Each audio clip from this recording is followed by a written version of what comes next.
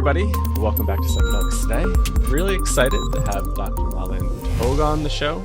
You may remember her. She's actually on our board, has written a bunch of articles for Psychedelics today on FabMEO, and has been on the podcast. So welcome, Dr. Uthaug. Great to have you here.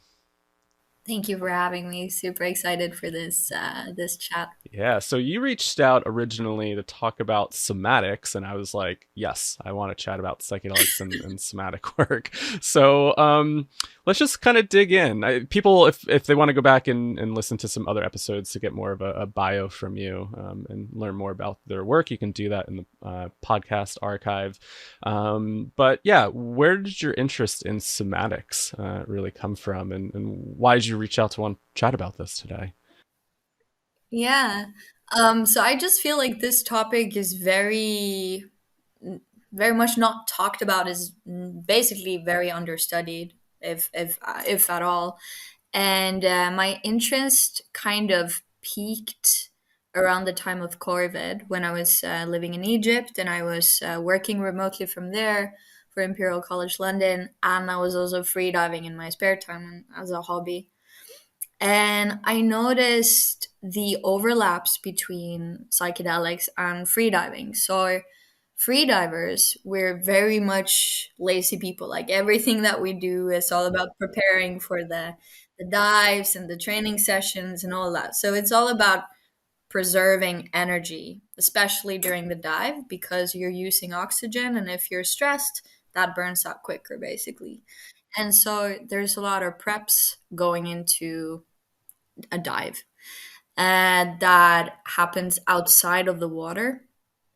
And this made me think on psychedelic assisted psychotherapy, that well, there is a lot of preparations regarding the mind, like mindset, and a bit about the setting around the actual ceremony or like therapy session. And so I thought that maybe there would be more improvements in well-being or whatever if you catered for the body as well. So with this, the popcorn theory was born, and I thought about how it might be helpful to elaborate on or like extend set and setting to include not only mindset but also body set, which is the combo of mind and body. Amazing. Yeah, I think this is so important. And I'm wondering, it's funny. I was just going through my bookshelf earlier and pulled out your dissertation. It's like, oh, nice.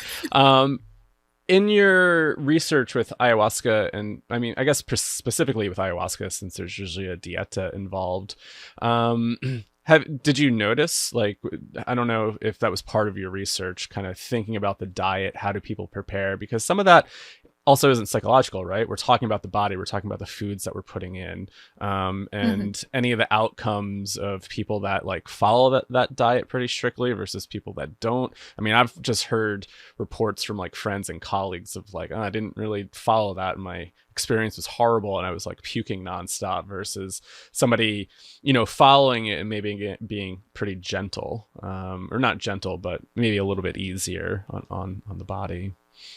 Hmm.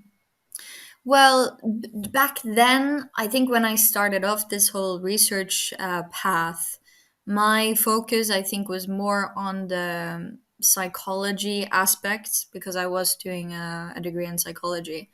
But I think through my time in Colombia when I was living there, and through my travels, and especially in Egypt, the aspect of the impact of the diet has become very much relevant to me, and I started seeing the the greater picture of things, and I was like, oh shit, I actually missed out on that important feature. So how do we go forward with this? Because the conversations I had with the shamans and the people I met very much indicated that there was something here. Like, I remember having a conversation with a girl, and we were speaking about her having some stomach issues.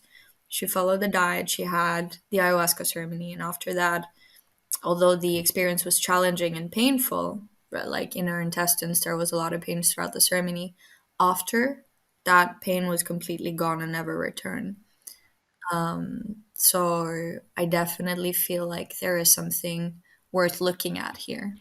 Yeah, I think when I ended up doing a pretty strict dieta, I followed it. And then I also was really incorporating a lot of physical exercise to prepare.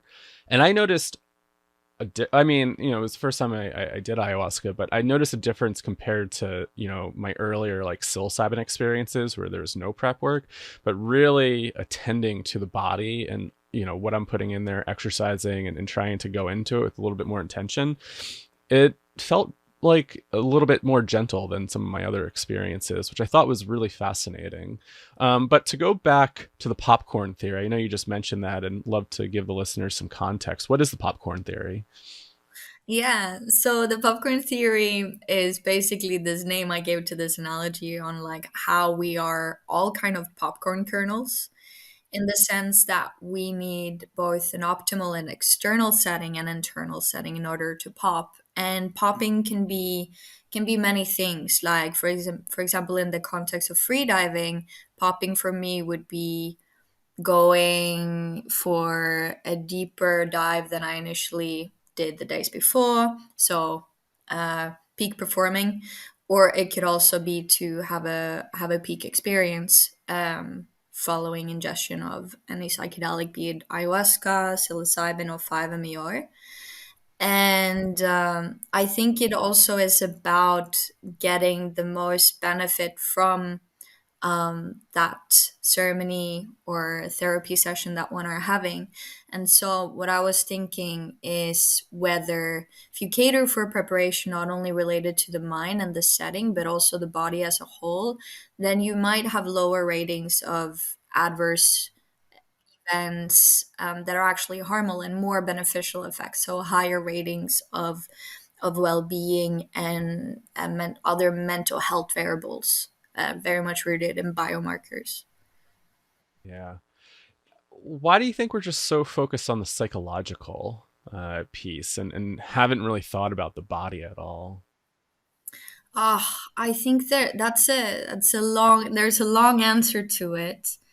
Um, so one thing that comes to mind now on top of my head is back in the days of like Freud and Brouwer, when they were doing actually catharsis inducing techniques during their therapy. There were quite a few scandals that occurred, and and I read a bit about it, and there was a lot of other folks as well. Wilhelm Reich and Mesmer and those folks also were involved in scandals. So what happened is that, especially with women, there were a lot of allegations towards Freud and the rest of the people, and they claimed that Freud and the rest had been abusing them or like stuff like this. And when I read it, I was like, wow, I couldn't help think back on like the current case with the MDMA therapists and some stuff I've observed in the 5-MeO DMT space. And it was also written in this article that I read. I cannot remember the reference right now. I think it was Stratton or something from the 1980s, but I could look it up. And basically, it said that Freud and Brouwer basically said something along the lines of we have to discontinue this work and there is no use in catharsis. And I think they were wrong because we'll talk a little bit about it later, but I think that statement was basically, yeah, uttered because they were trying to like, yeah, rescue themselves, and preserve their rumor and reputation. That's interesting. I didn't never knew about that, and it probably like yeah influences the way Western psychology has grown. I mean, I think there's also the philosophical aspect, right? Of like we do live in this Newtonian Cartesian paradigm where it does split mind and body, and I think that's Yeah, probably the root of it. It's like yeah, we're that's swimming another one. in this like metaphysical like aspect of Descartes and Newton. And Hmm. this is really interesting. So when I was taking some of the somatic stuff, somebody actually tossed out this notion that even just calling the field somatic psychology is Yeah. actually abiding by that mind body split, because you're just then focused on the body, which I thought was like a really interesting perspective of like just Yeah. saying, oh, this is somatic psychology and we're focused on the body. It's like it creates that divide already. And so I think Yeah. culturally this is just the water that we swim in, and we don't really realize it until we start No. to try to pull back and examine it a little bit. And I think that's probably the hard part around it, is like we live in this mind body split, but then in psychiatry and psychology it's like, whoa, let's not incorporate the body, right? When you talked about Reich, I'm just thinking about like all the interesting and fascinating work he did, right? And how controversial he was, right? Because it was all around that sexual energy, that orgone energy, and then kind of how taboo the body and sex really is in Western culture Yeah. at times. And it's like, don't do that, right? There's no place for it here. Exactly. And that also brings me to this thing about emotions. Like, are we living in a pro cathartic society? Like, many things, like, I've seen and heard, are pointing to the fact that we're not. Like, when people are having intense, let's say, experiences or breakdowns, and they might be screaming and shouting, oftentimes what the doctor or therapist would do is or psychiatrist is prescribe Valium to calm somebody down, and that is just pushing down the emotions even further and not letting them out. So I think the problem is big. It started with the Cartesian split. Freud didn't make it better, for example, and then this carries forward into modern day, and we are basically just, yeah, maybe doing something and we might not understand why we're doing it, and that was something that I became quite aware of researching this topic and wanting to bring it back into the conversation and focus of research. Yeah. And when you say pro cathartic, hearing that, when I first heard that, I'm thinking for catharsis. But then when you gave that example, it sounded like kind of against catharsis. Ah, yeah, so what I'm meaning is that society today might not be able to understand the importance of catharsis and might just view it as something that is negative. So if someone is seeing somebody going through trembling, shaking, or screaming and hysterical crying, the response that they might have is try to calm it down because they see that distress as something negative Right. and something that isn't making anything better. So that should be stopped. It's a bit on that end, and how babies are like shushed, and how that carries in even to therapy and medicine. It's, yeah. Right. Right. There's a book that I read a few times, and I just started the audiobook again. I just kind of came back and it's like, I should listen to this. And for those that have been following the podcast for a while, you've probably heard me talk about this, but the book is called The Smell of Rain on Dust by Martin Prachtel. And it's all about grief and praise. And Martin grew up on a Pueblo Indian reserve, and then went down to Guatemala, ended up becoming the shaman down there. And so this book is really about kind of like the grief practices of where he lived. And he gives this like really interesting example. I think this just kind of like represents of like where Western culture is at times. But talking, a student of his came to him, and I guess the mother or somebody died in this person's family, and so Martine's giving him kind of like these death rituals of light a candle, and this is how you grieve, and the more that you grieve for this person's life, their spirit carries on into the spirit realm, and you really want them to hear you praise their life, right? And so deeply cathartic. And he's saying, where he lived in Guatemala, I mean, when people died, and it's not just when people died, it's when transition happened, right? So even just thinking about, you brought up COVID, and it's like, how do we grieve the loss of what we lost during COVID, our lives, and then trying to come back? Have we had that container for grief? I mean, he talks a lot about the village, like the village containing that. And so he's talking about, People just collapsing in the streets, crying, screaming, grieving and praising the life, or whatever happened, if there's some sort of transition. Even just thinking about rites of passages that transition into adulthood, grieving, your adolescence, right? And taking on more responsibility. And so, he gives these practices to this student and says, yeah, go back home. And, this is what you need to do. And so the students he lives in the Midwest, right? He's like, I don't know if my family is going to be open to this.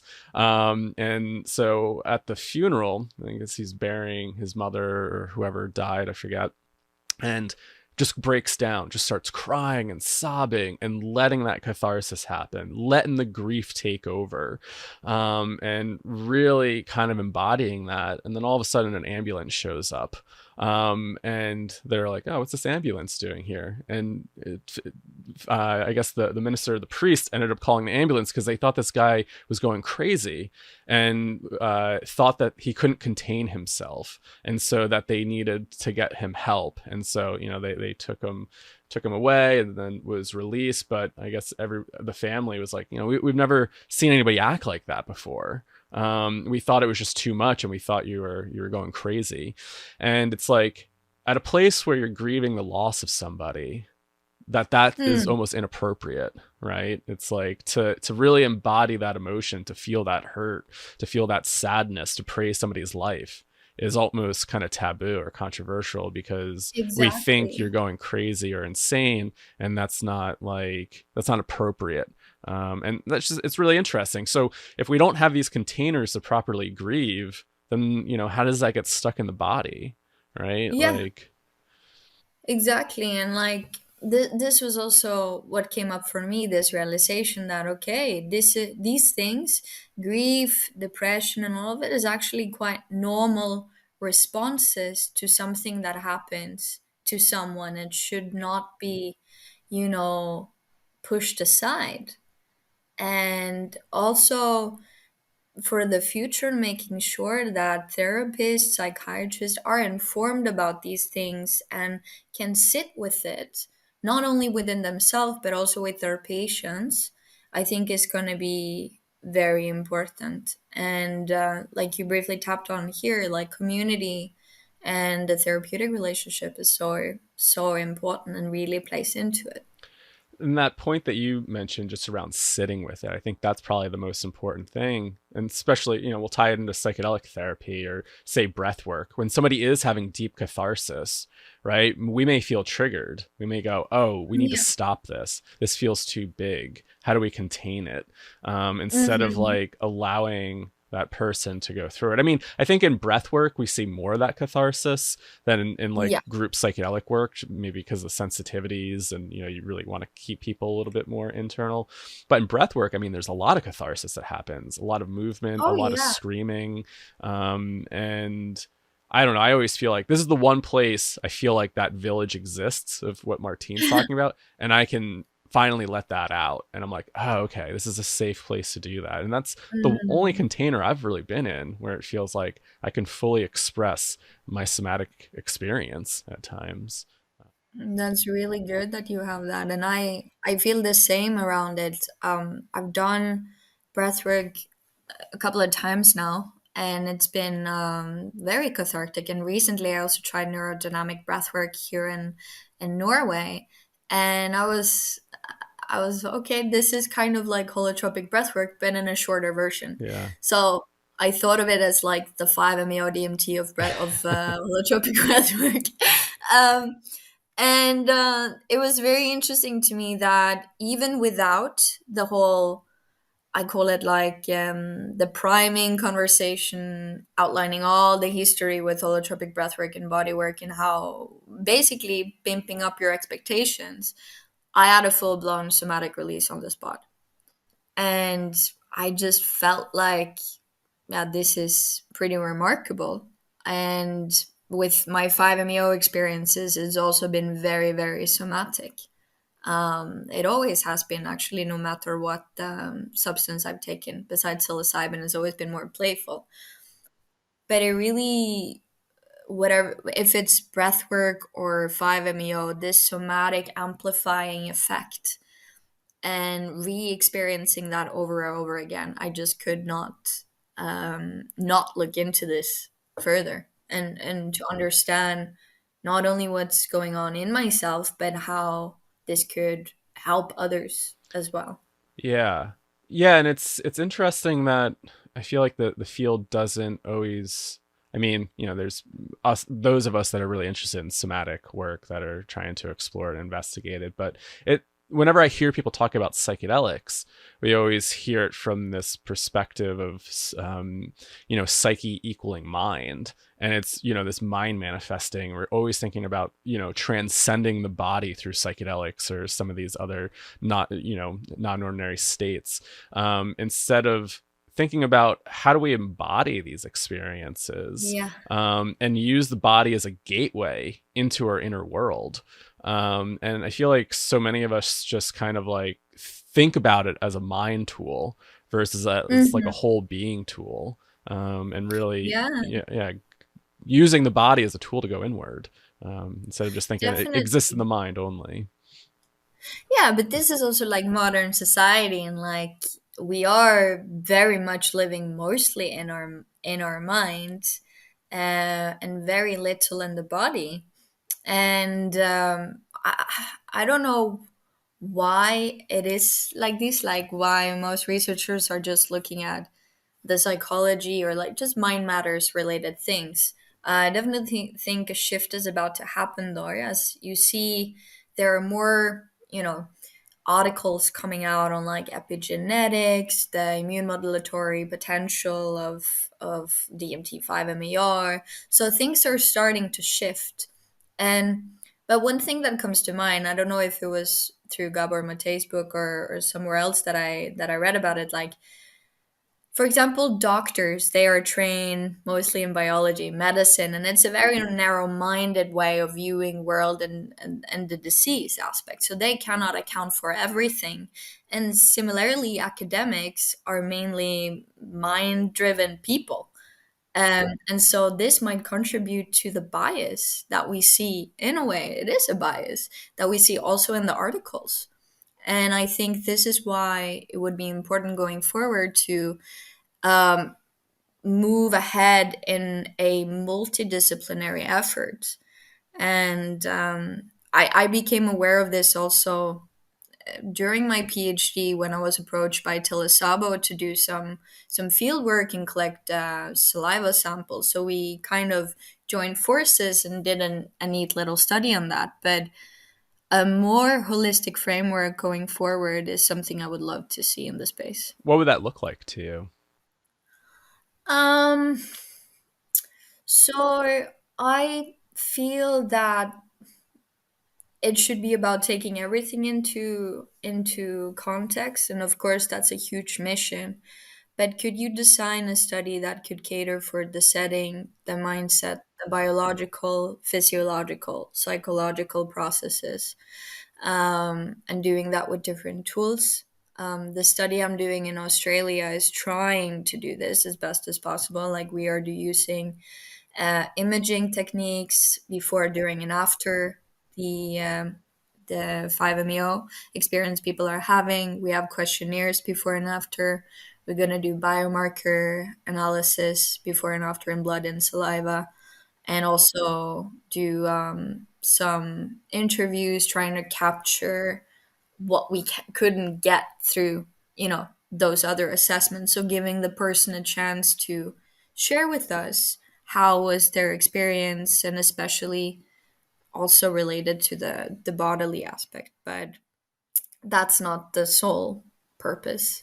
The Right. body, it should be both of them. Yeah. Yeah. And I wonder like how you could measure. I mean, you're talking about saliva samples and this and that, but just thinking about like, yeah, that therapeutic outcome by incorporating the body, right? I guess you would have a group that didn't engage. Well, we'll just use like exercise and diet, for example. One group that's just like really focused on the psychological preparation, and then one group that is maybe doing some like exercise beforehand and taking in good food and really prepping and seeing like what the difference is between some of Hmm. those groups. Yeah, the idea, the beautiful study I had envisioned like was giving people, the same people, different diets or regimens before and after, and see if they consistently had a different psychedelic experience. That I think would be the really good way to figure that one out. But then there's this whole thing about like ethics, you know, is it ethical to ask somebody to eat McDonald's for a week as opposed to fruit, you know, stuff like this. Well, you got to find the people that really love McDonald's and really want to engage in Yeah, that. It's already part of their yeah, diet. yeah, But then again, exactly. does that throw a variable of like they're already engaging in that, and what's their health like compared to somebody that's eating healthy all the time and taking care of themselves? Yeah. Yeah, yeah. And like, for example, another thing I find interesting with the ayahuasca diet is mostly like plant based, right? And then I read this book called The Plant Paradox, which is basically telling you that plants are evil and they defend themselves with a chemical poison instead of claws like animals. So then one would think if you follow that logic, which has been questioned a lot, could it be that, for example, going carnival is actually more beneficial? But then you have the whole stuff about tyramin and like red meat thing and how it interacts with ayahuasca. So there's a lot of stuff around what is actually the optimal diet Well, I'd be before. curious, and if you've come across this in any of your work or just chatting with people, thinking about that kind of like heavy or vegetarian diet, either during retreats or preparing and not including much meat. And I've found, maybe personally, since meat's part of my diet, that like when you're having these very expanded states, it's actually nice to have something that grounds you a little bit to bring you back to the body. And we Yeah. were really trying to think about this when I was working with people with early episode psychosis. Is like, how do we have like a rooting diet to have people feel like they're in their bodies instead of just like becoming so light and being out?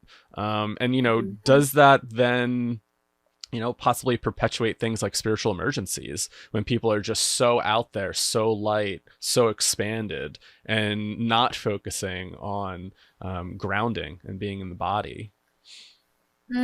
I think so. It's a very interesting point.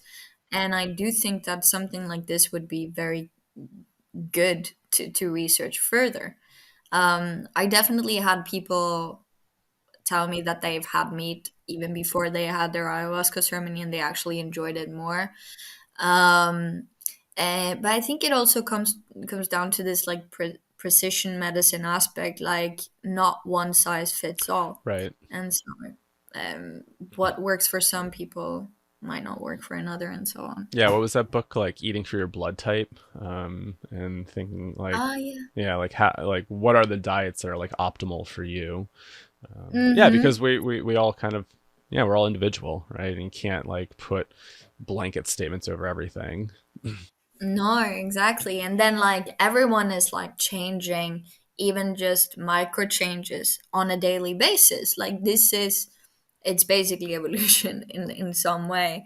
And so in one phase of someone's life, eating plant-based or vegetarian might actually be good before they have ayahuasca, but then later on, maybe it's good for them to have more meat.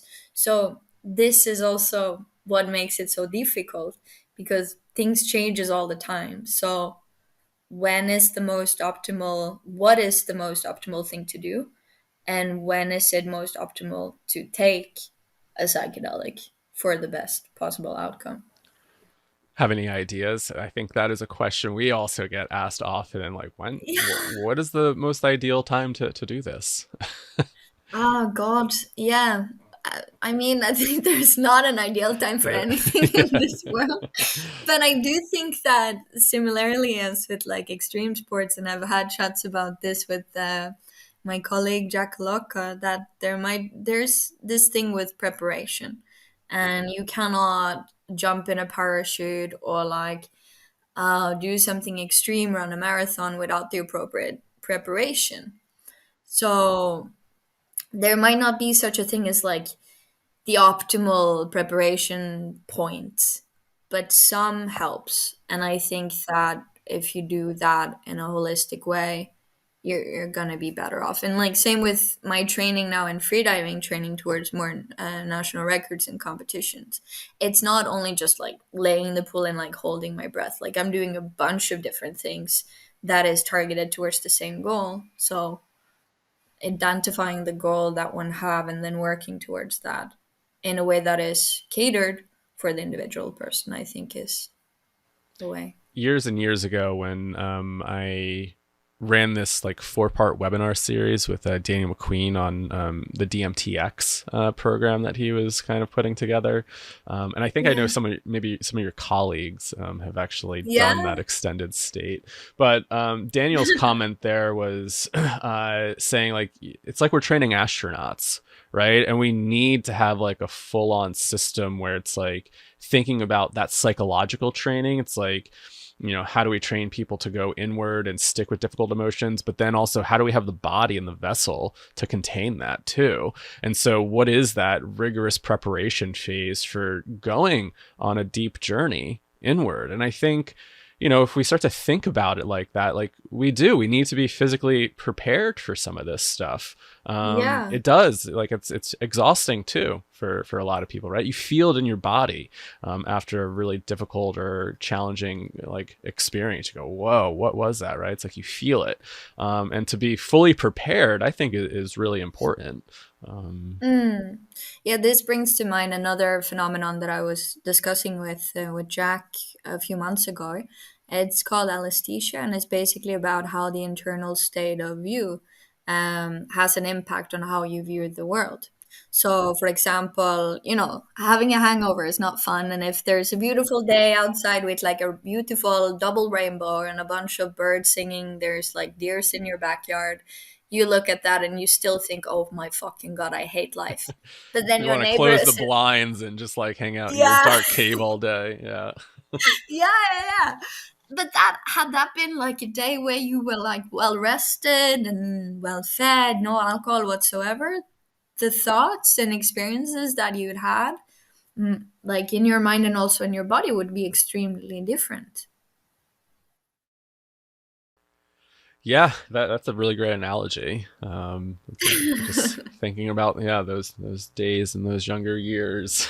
Yeah, Yeah, yeah. yeah, And also, like, a marathon runner wouldn't run with like a broken leg.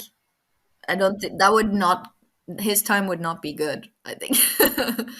So, and it was just a very nice phenomenon I did not know of that also came up for me during the time of researching things for the article yeah. and So it stuff. really makes me think about just like this intention of taking a psychedelic, whether that's recreationally or spiritually for psychotherapy, of like really doing that prep work, like thinking about it as a whole system instead of I'm taking a drug or a substance to heal me. It's like this actually, you're preparing for this like journey, and it includes all sorts of different things, right? Like Yeah. I'm about to just go on a long trip and I'm thinking, what do I need to pack? There's so much preparation that goes into it. So I just don't get up in the morning and take off for like a few weeks. It's like, oh no, I really have to think about what I'm doing. And how do we, I guess, like emphasize that when it comes to psychedelics?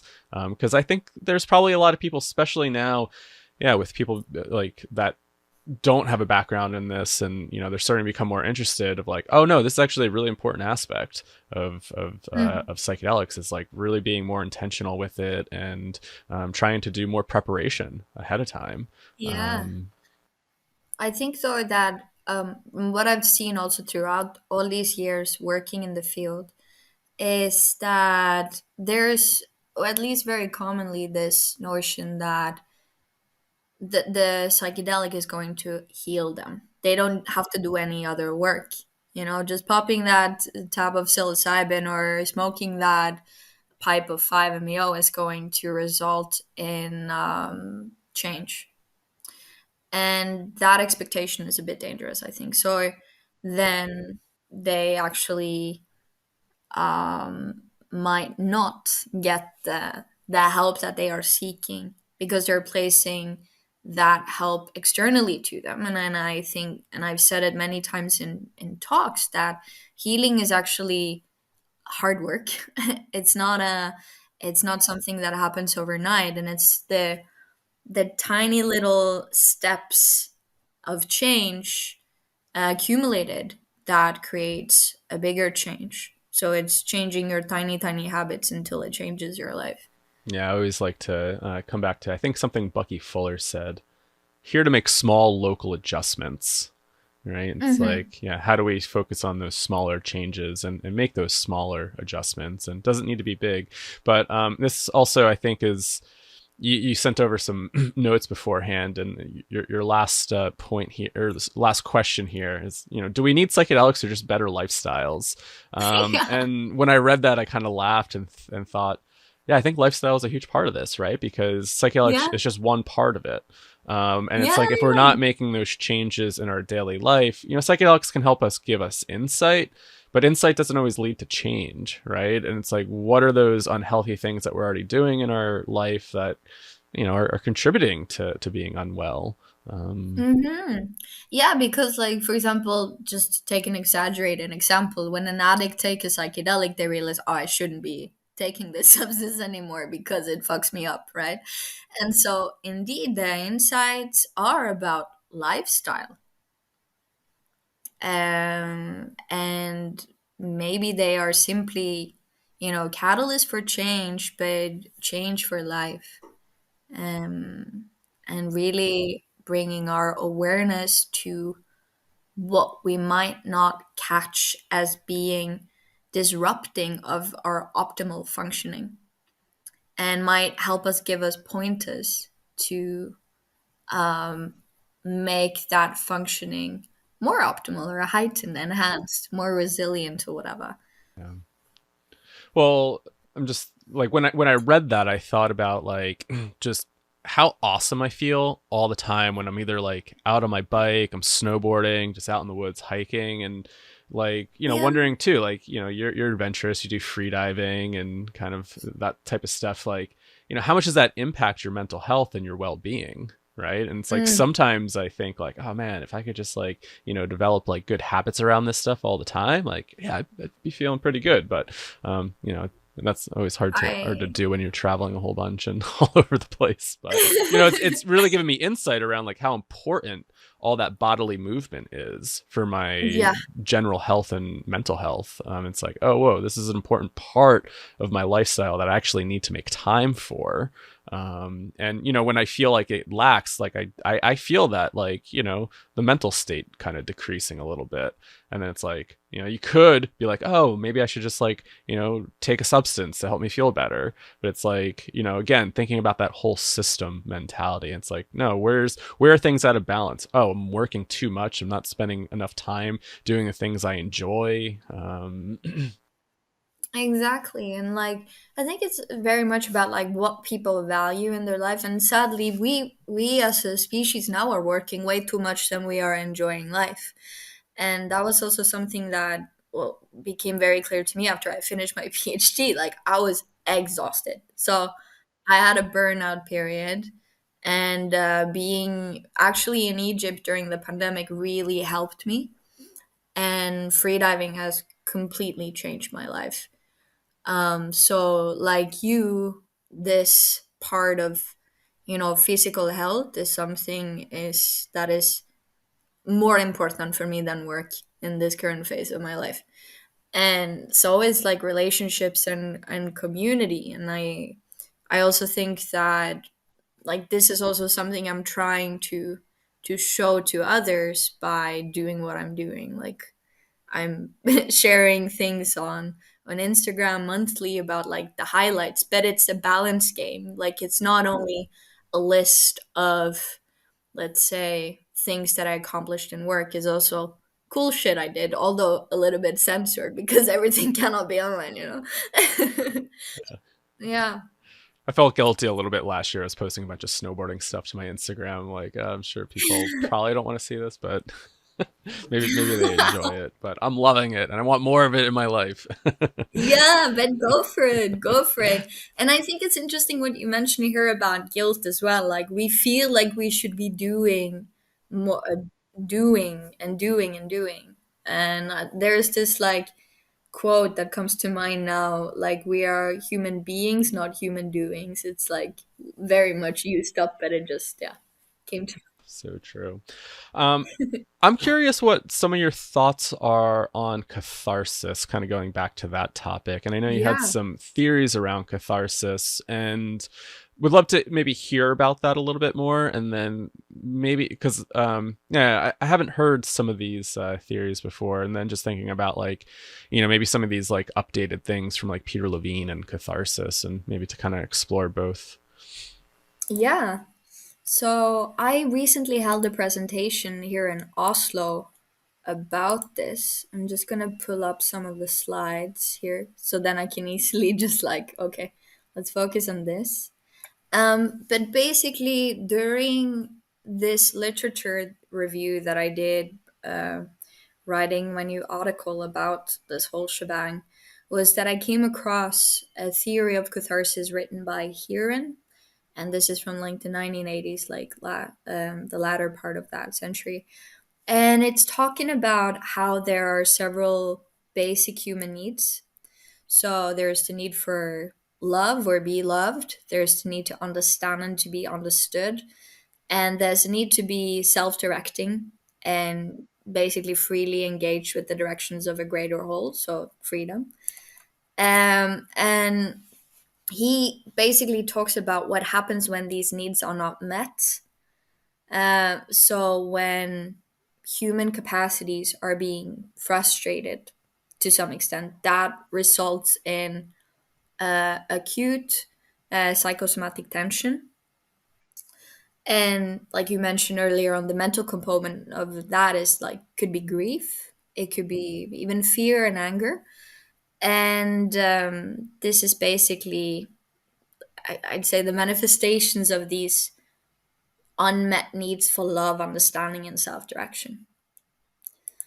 Um, And I think this was like super interesting for me to come across, and very much echoes the work of, Van der Kolk, Peter Levine, Gabor Mate, and how there's like a lot of comorbidities between depression and the body. So depression has been correlated with cardiovascular disease, and chronic pain correlated with depression. So there's something here. And furthermore, Heron also outlined his theory on catharsis, that these psychosomatic tensions could be purged through catharsis. So it's a way to restore the functioning of someone.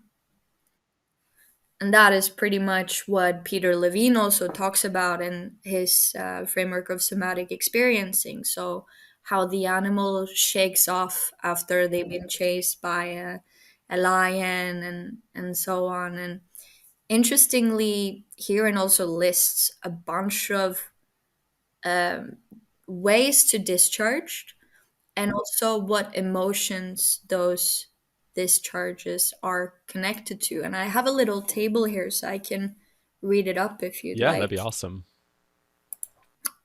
For example, grief is discharged through crying and sobbing, fear through trembling and cold perspiration, anger is basically uninhibited high frequency bursts of sound and storming movements. Embarrassment is laughter. Guilt is similar to discharge of grief and anger, so crying, sobbing, trembling, and cold perspiration. Shame is discharged through laughter. Disgust through nausea and vomiting. And boredom is about also similar to anger. And physical fatigue is yawning and stretching. It's interesting. And I'm Yeah, thinking like, yeah, when I've been through all those emotions, those all sound about right. Yeah. yeah, Yeah. yeah. Yeah, very cool. Do you feel Um, that sometimes catharsis could be re-traumatizing for some folks? I've thought about it, and I think I also mentioned it on the list. Like, when is catharsis actually helpful, and when is it re-traumatizing? So, even from the very beginning of my work with 5MEO, like I was traveling around in Europe, and I attended all these ceremonies asking people to fill out my questionnaires, and I was watching a lot of sessions, and there was a lot of screaming. Oftentimes there was a lot of crying and sobbing, sometimes vomiting.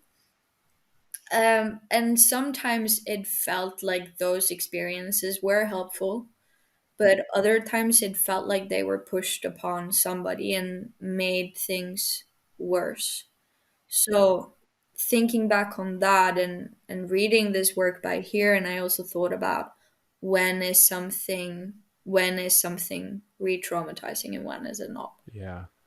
Yeah, it's interesting to think about like maybe some practices and frameworks that like are very focused on catharsis, and that's the point of it, where there's direction to have that catharsis. And like, so somebody's having a session in something and it's like, no, we need to get to that catharsis. But just also thinking about the nervous system, is the nervous system ready to process that? I think that's where that people can get re-traumatized. It's like if the container isn't there and if the nervous system isn't ready, then like it can create that re-traumatization. And you know, that really kind of triggered me a little bit when I read Peter Levine's work, and he said, you know, quote unquote, the primal therapies that came out of Esalen sometimes re-triggered people. And I was thinking, you know, I feel like my roots are in that like human potential movement in Esalen, since I study transpersonal psychology, and breath work really came out of there. But I had to like really think about that and be like, you know, were there times that I was so focused on catharsis because that's what I thought I was supposed to be doing in breath work, that I wasn't really ready for it?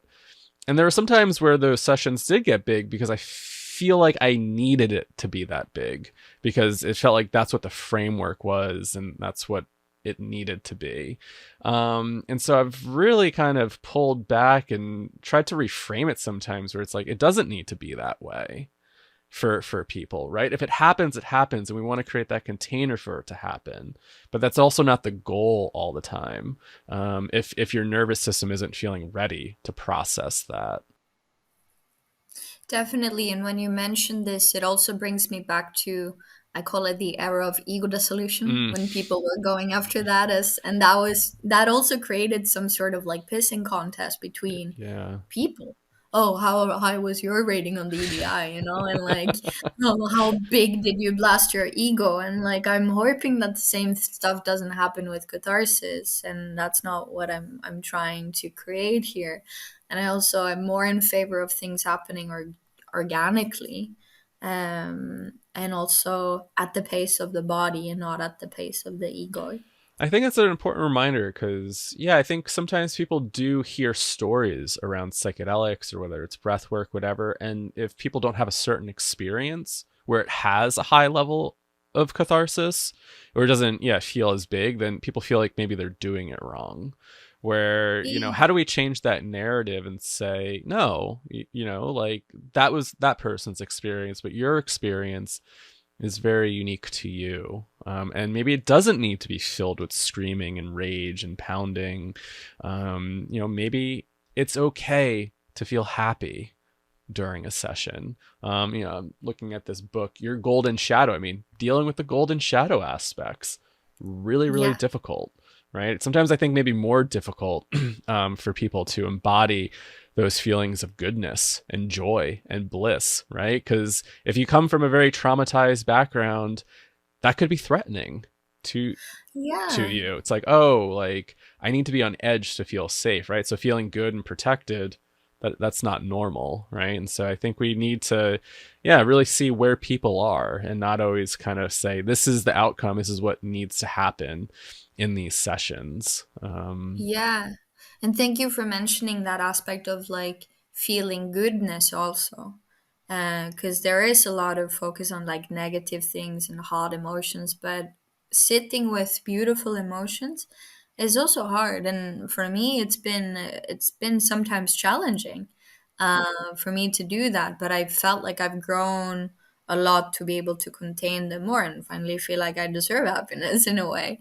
And Right. I mean, that's really challenging for a lot of people, for those that may have grown up in environments where that was suppressed and you couldn't share how you really felt, or maybe certain cultures where it's a little bit more rigid and maybe fully expressing that joy is really hard. So I think like those golden aspects are sometimes harder to work with at times, mm, because, yeah. there's this sense of shame around feeling good. It's if I'm feeling good and happy, it's like, oh, I shouldn't feel like this, right? Like everything. I Yeah. mean, and that comes back to the interesting question around psychedelic therapy, where it's like, if you had a good session, was it productive? Does it always need to be revisiting trauma? Do you always need to be doing quote unquote the hard work? Can actually just feeling that love and bliss for a few hours actually be the hard work? Yeah. No, I definitely think there's value in both. And I also think that creating these experiences of goodness and sitting with them is as important as shadow work. So shadow work and golden work are great things. And this has also informed a bit my life and the way I'm operating, like back to that list I mentioned. So I'm very focused on both these aspects. I'm using my time to do shadow work, but creating experiences that are have a positive influence on me and the people in my life, because meaningful experiences, connections, is something that helps you grow, I think. And so important in today's world where we do live in very individual kind of bubbles. And yeah, how do we help people develop more connections in life? I Mm. think that's a big challenge for a lot of people. um, Yeah, it's not easy because I think many people are, afraid of emotions overall, whether they're good and bad, and like not being taught how to sit with them. So I think I basically see the world as a bit of emotionally constipated. mm, yeah. So and there was this first psychedelic conference in Oslo in May this year, Oh, and cool. one of my colleagues, Ivar Goksrer, actually talked a bit about this thing, but mostly then related to emotions, and similar to like having constipation and diarrhea. Like we need to let the shit out, but we also need to let the beautiful run through our flesh vehicles and enjoy that.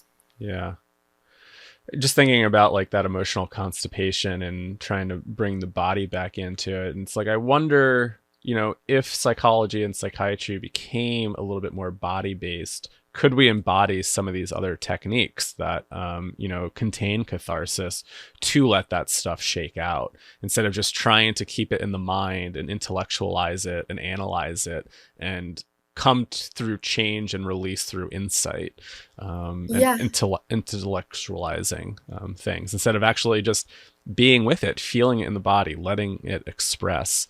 There's so many yeah. times where, yeah, having clients, it's like, oh, sometimes I wish I had like a little dumbbell or something, like in my office, where you could just like swing a kettlebell and just get some movement going, right? Because then when you're feeling Mhm. so stagnant, so depressed, right, it's hard to actually move, right? We become really rigid. Yeah, And that's a hard thing to totally. do, but like, when I would try to get people to move, they're coming to therapy because they want to talk. They necessarily don't want to move. And so it's a really interesting thing to be, a little bit more somatically oriented, where people really think, no, it needs to be all mind based, Mm, versus like, this is a whole being, it's.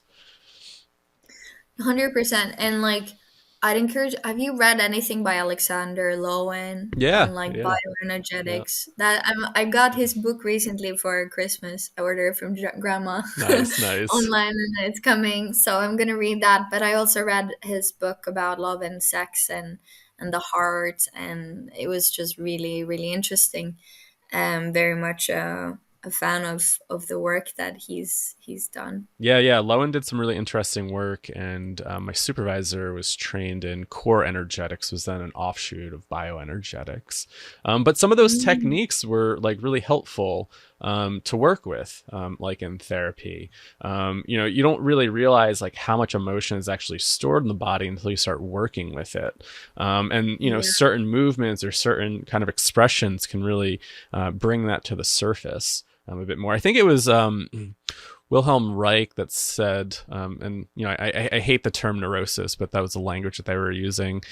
Neurosis can be found all throughout the organism, and I think, or I'm paraphrasing there. I forget what it was exactly, but Lenny, our breathwork teacher, uses that for example of body work when that comes up in breathwork sessions of somebody might feel pain in their leg, and that's connected to an emotion that they had, of an old memory in childhood, right? And that's the gateway into that emotional content, is through the body, and doesn't, that the leg might not be anything to do with that memory or what's going on there, but it's stored throughout the organism. And, sometimes we just need to find a little, gateway into it. And then it really kind of opens up. Mm. Yeah, definitely. I think there's something here. And like funny enough, I have my what I call a Nazi hand. So my right hand starts wiggling during very intense emotions, whether it's good or happy. So this one would just like go and like jiggle. But what I wanted to mention is yeah, on the topic of like inside and like discharge. There was a guy that tried to validate this theory by hearing and like on catharsis. So basically, the outcome of his study was that you need both in insight and motoric discharge drives well-being, because if you only have insight, it actually created more somatic tension for the person, which makes sense. So things are brought to the surface, but it's not let go of. And that was a very interesting article for a dissertation for me to read. Yeah, I think I kind of talk about this sometimes with like integration, where you have insight, and if you're like me, you can really chew on that insight and get stuck in intellectual loops. And then it's paralysis by analysis. How do I Yeah. actually take this insight and move it into my, and that's where that energy flow comes in, right? It's like putting it into action, it feeling it into the body, and actually moving it instead of just letting it churn the mind. Okay, I feel this. How do I actually then like use my body to execute on that instead of just like thinking about it? It's like, oh yes, that's a nice idea. And then, you can just, for me, I just spin off and go, oh yeah, and I just go into daydreaming land. But it's like, how Yeah. do I actually feel wanting to make that change in my body, to actually like write it down on paper, make a list, like actually start to do stuff, right? Hmm. Um, I think that is important, like the action bit. You can realize a bunch of things, but if you're not doing anything, nothing is actually gonna change. It might feel like it changes because you have felt it in your brain or you've seen it or had this insight, but that needs to be translated actively into your life. yeah. And there is this like interesting thing around like passivity versus action. And I wonder like if you've thought about this too, just around like, when is it nice to just float down the river and let the current take you, and not needing to make so much like change? And you could convert this into like navigating the psychedelic experience, right? When do you let the medicine take over and you just float down the river, versus like when the rapids pick up, you kind of need to engage with that a little bit, right? And so I know I typically use that metaphor for psychedelics or life in general, right? Like there are those times where it is nice to daydream, think. You need that time. You need to kind of like float down the river. But you know, when the rapids start picking up and life starts to happen, it's good to engage. Yeah, and having like a bit of a balance between those things, again, I balance comes up a lot, is crucial. I think there's probably reasons why we have seasons on this earth. There's Yeah, a season for, going to psychedelic conferences all the time, and then deep work during the winter time. yeah. It's the same goes for life. But it's a good thing to reflect on, and people might be in different seasons, even though the world might be in summer or winter. So that is another aspect again to precision medicine. Like, when is it a season for people to hibernate and like recharge, and when is it a time to yeah, do stuff, make things happen. Where would you love to see the field go? Like if it could start incorporating more body oriented approaches, like yeah, what is it going to take for us to get there? One, and then where do you see it going? Mm, I obviously am trying to stay aware of like my own bias now, and like what is constantly pushed into my brain, especially in the topic that we discussed for the past hour. um but I'm hoping that more and more researchers will start implementing more assessments than questionnaires or like imaging, to really um, collect information about the actions and mechanisms of effects of psychedelics, so that we can really figure out if they have therapeutic potential or not, because the current hype is not backed up appropriately, I think. And I think in terms of where things are going, might be a little bit connected to the question, like, do we need psychedelics or do we need better lifestyles? um I think that we definitely, in the world we're living today, the lifestyles we're having are probably not having the best effects on our mental health or bodily health. So I am hoping that, at least through my work and what I'm doing, that I can at least inspire people to try and look at things from a holistic point of view, whether that is researchers, startups, philanthropists, investors, or just like the average Joe, um, to really take action and responsibility in their life and create what they want, in their mind and also in their body, through actions, and also inspire others to really, yeah, look at the balance of things, and not having feeling like one have to do all the time, or and not have time for being, and yeah, spend time with loved ones. I'm hoping that that is what we'll see in the future, people living wholesome lives. Yeah, yeah. We spend too much time not being, too much time Yeah. trying to become, but never becoming, to some Hmm. degree, right? Um, Yeah. yeah. Yeah, so a more holistic framework. I'm right there with you. We actually did a retreat for our vital training in Costa Rica recently, and there was a CrossFit instructor there, and it was really interesting for the participants to do like functional movement in CrossFit like before breath work. And I wasn't too sure how it was actually going to go, Oh wow. because it was something that was just like kind of totally new in our world. I've always wanted to maybe incorporate something like that, coming more from like the somatic framework. I was actually really surprised about, with the amount of students that showed up every morning at 6 a.m. on the beach to engage in functional movement.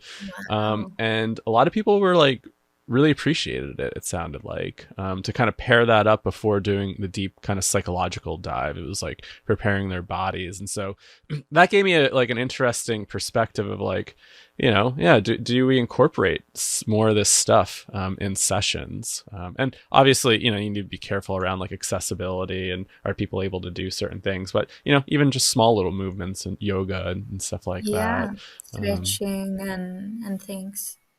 Definitely. No, I think putting the body back into the equation is the way forward. However, that might look like. Yeah. Um, mm. All right. Well, and thank you so much. Anywhere people can find you? Do you have an online presence, a website, social media that you want to point people towards? Yeah, there is my Instagram and also my personal website that you guys can link to. Okay, So yeah, awesome. We'll you can link that. find me there. Well, thank you for the fun conversation. Really appreciate it. And we'll catch you next time. So thank you, everybody. Yeah, thanks for having me.